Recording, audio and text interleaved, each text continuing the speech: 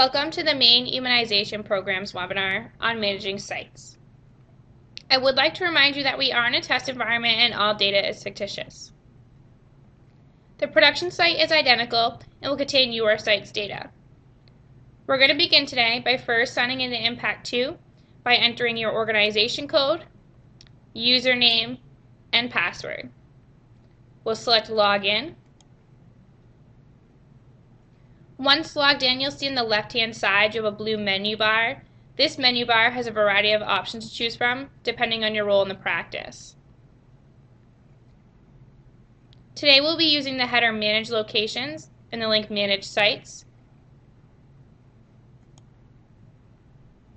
We've been directed to the site page where this will give you the ability to select your site that we'd like to edit. You have two ways of doing so. You can select from the site name drop-down and pick the site, or you can select the name of the site. As you'll see, the site has been added to our Edit Site Information page. Manage Sites will allow for you to keep the most up-to-date information for your site information as well as site contacts. This information is used in a couple of different ways. It's used on a yearly basis to submit and prepare your site account information for your annual provider agreement, as well as on an ongoing basis to communicate changes within your site to ImmPact 2. At this time, we'll begin to manage our site information. You will see some fields that you do not have the ability to perform any action against. It is still important for you to review the information even though you're not able to update directly here. If you find a discrepancy with the name of your site or the organization, please contact the ImmPact 2 support line directly. We're going to go ahead and edit the first function that is available, which is the days that the office is closed. If your office runs on a Tuesday, Wednesday, Thursday schedule, you'll select in the box the Monday and Friday to indicate the days the office is closed. We'll scroll down. The Manage Site portions will allow for you to add, update, and disassociate a contact from the site. It is essential that these are maintained because this is the method in which we will contact the site personnel for vaccine management, recalls, disease outbreaks, among other things.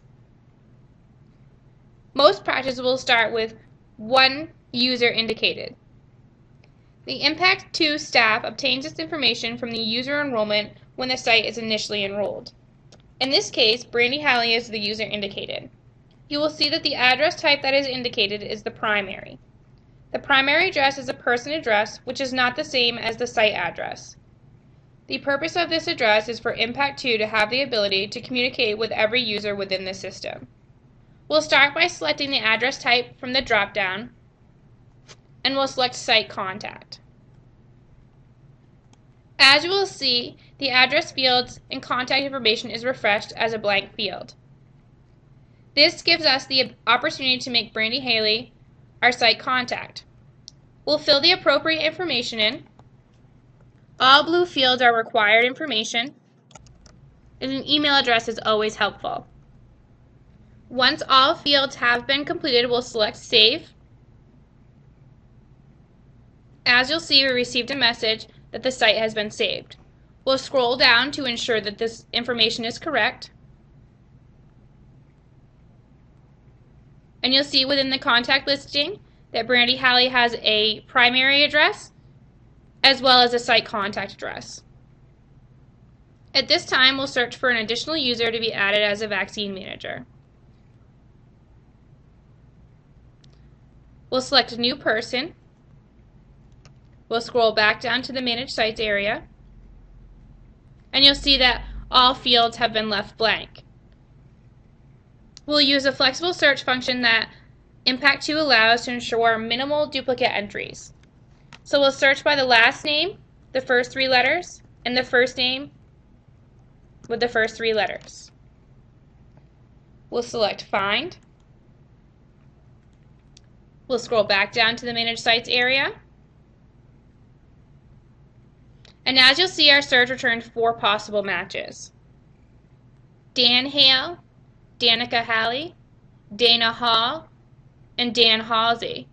We were looking for Danielle Hall, so we know that she's not in the possible match search, so we can go ahead and add. If one of these users are the users you're looking for, you would just select the highlighted blue name.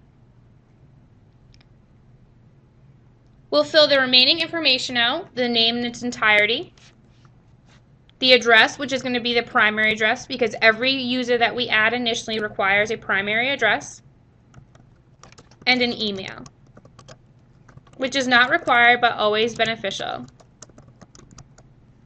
We'll select Associate. You'll see that we received a message that indicates the site's been saved. We'll scroll down to ensure the information is correct. If all information is correct, we'll select the address type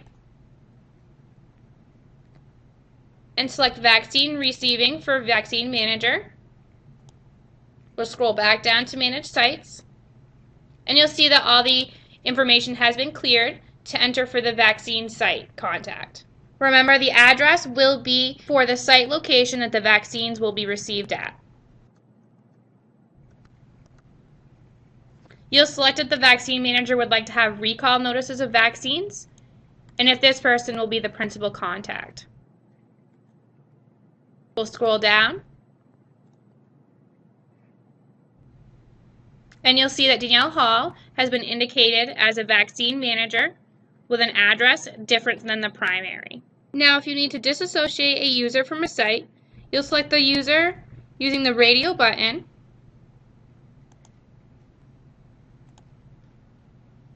we'll scroll down, and you'll see that Brandy Halley has been added to our Manage Site Contacts. If this is the appropriate user, we'll select Disassociate. You'll see we received a message that the site's been saved. We'll scroll back down to ensure that they have been removed. And you'll see in the contact listing that Brandy Halley is no longer listed. We have now successfully used all functionality available in managing a site. This will conclude our webinar on managing sites. Thank you for watching.